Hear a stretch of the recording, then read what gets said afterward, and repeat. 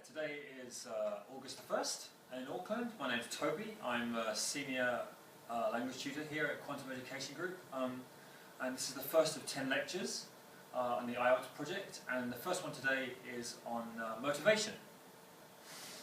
The 10 commandments of motivation. The first one, not surprisingly, is as a teacher we need to be a role model. We need to show the students how to be in the classroom and portray the kind of behaviour that we want to see the students produce. We need to show respect to the students, even if we may disagree with them or we may not be on the same page as them. We still need to show respect. We respect them as students and we respect them as individuals. I think active listening is a really important component. I think we need to teach the students how to learn, how to show the students that we are actually listening to them, and by asking them questions, using back channeling, such as oh really, okay, I see what you're saying. I think we also need to be a critical thinker. We need to challenge what the students are saying, and often this can be done through humour, but I think encouraging critical thinking is really important, particularly in IELTS, particularly in the writing and speaking parts of the exam. Those students who can show that they can critically think around the subject are much more likely to get a higher grading than people who don't. We need to encourage that from the top down. Simple things like don't be late for class, be on time, be sitting there ready to go when the lesson starts. So hopefully students will follow suit, and that behaviour is being modelled and carried through. Obviously be prepared. This depends on how you are as a teacher. You may like photocopying material, you may just like using a book, but be ready. Be ready for yourself. Be ready to deal with what the students are doing, and they will therefore respect you more, and they will hopefully show this through their attitude in class. I think participation is also really important. I think as a teacher we need to be involved in the class, not just sit back and watch the students study, but involve ourselves in speaking activities. I think in reading activities you need to show the students that maybe you're reading what they're doing, you're responding to what they're writing. You could always write your own answers and show the students your answers and compare them and talk about them, but be involved in the class. Don't be just a faceless teacher who just is in there in the place of some kind of robot, but you're actually there, involved with them. We need to create a relaxed atmosphere. Students aren't going to study well in a classroom that's stressed, tense.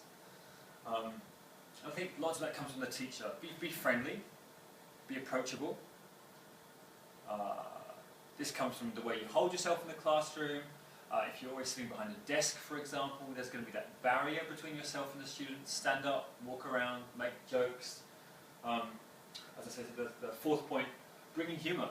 A little bit of humour, funny stories about yourself, funny things you've heard about, joking with the students. If students say something that's funny, or they use their English in an inappropriate way, maybe they make a simple mistake,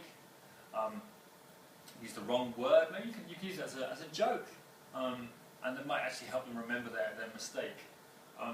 I personally love bringing music into the classroom, either as a warmer to get students interested, or to lead into topics. I also find it's very good in discussion activities, just to have some background music just playing. It makes students a little bit more relaxed. I think we need to treat the individual students as individuals, not just one group of students, but they all are students with their own needs, their own backgrounds, their own wants and hopes, and we need to respect that. And I think it's very important to get to know the students. Why are they here? What do they like doing? What's their personality like? So we get to know them. So it also helps with conversation. How's your brother? Did you pass that test? Did you pass your driving test? Did you see that movie? Get that conversation going. And I think we need to encourage tolerance of mistakes. It's okay to make mistakes. You know, we learn through our mistakes. In the IELTS test, you can still get a very high banding if you make mistakes.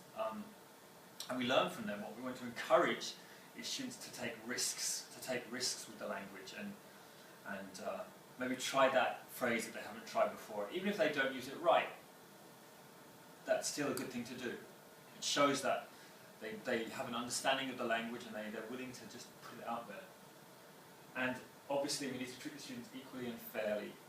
I think as teachers we always have a favourite student, or favourite students who are fun to teach, charismatic, the life and soul of the classroom. But we need to treat them as fairly as we treat the student who seems not to be interested in the class. We need to treat everyone equally. Otherwise, those students who we ignore, their motivation will drop. We need to present tasks properly. Okay? Any classroom task we need to introduce in a way that encourages the students to do it well. This can be used through visuals. If you have access to video, things like YouTube, Vimeo are excellent sources. Obviously music, if you're have a reading on a particular topic, it's quite easy to find music that's related to that topic online. Just use that to get, okay, what's that song about? Now we're going to read about the same thing. It's an easy way to get students more interested, to make a dry topic much more interesting. It's also nice to help the students get to know you better as a teacher by telling a personal anecdote. If you're reading about food, perhaps you could tell students about a great restaurant you went to, or when you last got food poisoning, or something just to make it much more interesting for them. This also can come through getting the students to talk about it as well, bring their own experiences to the tasks. I'll talk about that a bit more in a minute. We need to set the students up to succeed. We cannot give them a task that's beyond their capability and expect that to motivate them. A student who gets 10 questions and gets them all wrong is not going to be motivated to do that kind of task again. So we need to choose tasks that are achievable. Perhaps this means adapting them from their original material. Perhaps it means giving some guidance as a teacher in some way to help them. Perhaps this means some peer collaboration, doing work together, maybe pairing similar students up of similar levels to get them work through it together. Teamwork. Choosing texts that are appropriate, things they maybe have knowledge of. Maybe we shouldn't give students texts about obscure British actors when they're studying in India and they have no knowledge of these people. Maybe we should use things that are closer to home sometimes. And I think as a teacher we also need to train students in what strategies to use.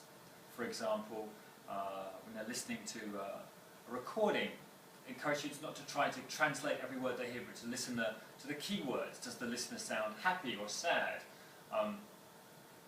Taking notes on the main words, or possibly when they're reading, to read quickly. Skim reading to get the main idea of a text. Skim, scan reading, looking more closely. And I think it's important to encourage students and tell them what skills they should actually be using. Develop a good relationship with the learners. Okay. This is key. As a teacher, I've had experiences where I've had bad relationships with students, but I'm in a very lucky position at the moment where I have a very good relationship with my current students. I've got this through what we see here on the slide. I think as a teacher we have to be available to the students. By that I don't mean just being in the classroom, but being able to answer their questions at any time. They may come up during the lesson. Maybe they're not connected to what you're studying, but you're still available to answer them. The students know, okay, I'll ask Toby about that question tomorrow, you know. There's something that's important to them and they need to know that you're there for them. And this is connected to the second point, giving time to the students. Yeah, okay, I'll answer your question. You know, give them the time, get down at their level, and answer the questions fully. And spending time with them, whether that's maybe having breaks or lunch times, or sometimes after school, sometimes with activities. I know everyone has personal commitments, but if you can give some time to them, I think that's really rewarding. You're not just a teacher, you are a human being, and they can like you. You're a likable person, hopefully. And this can be done also through sharing personal information, chatting and joking. Giving students opportunity to know you, giving students pictures for them to discuss about your life that they can bring in for themselves. I mentioned before personal anecdotes, and this can again get to know you a bit better, make them more comfortable around you. Maybe they have similar experiences, again, which can deepen your relationships. Chatting with the students when you can. Your lesson doesn't have to be always about IELTS. It can be, you can make it more personal, bring it out. Many of the questions in the IELTS refer to personal information, so if you can encourage students to share that information, that's definitely not time wasted. Joking is a great way to learn, breaks down the barriers, it makes everyone more relaxed and comfortable, and can only help in the classroom. And I think the key thing is to be positive as well. Bring a positive energy into the classroom. Today, hey, it's a good day, it's Monday, excellent. I've got a great thing to talk about today. Bring that positive energy, and hopefully the students will grab it and become positive also. We need to try to increase the learners' linguistic self-confidence. Even though their level might not be up to it, they might think they can achieve a band 6 in IELTS, but realistically they can't. They still need to feel confident about what they can do. And we can do this through praising them, well done, good job. But I think you also need to be specific. That's a good answer, that's a good choice of verb. Don't generalize your statements too much. Try and be specific. Okay, that's a good word, great phrasal verb, good idiom, good use of tenses there, Be specific. I think by encouraging pair and group work, again, that can increase learners' self-confidence. Students who are normally quite quiet in the class might be more talkative in a small group, and this practice in talking will increase their confidence. Again, using level-appropriate material. If you're choosing something that's too hard for them, this will decrease their confidence. Okay, so you have to choose carefully.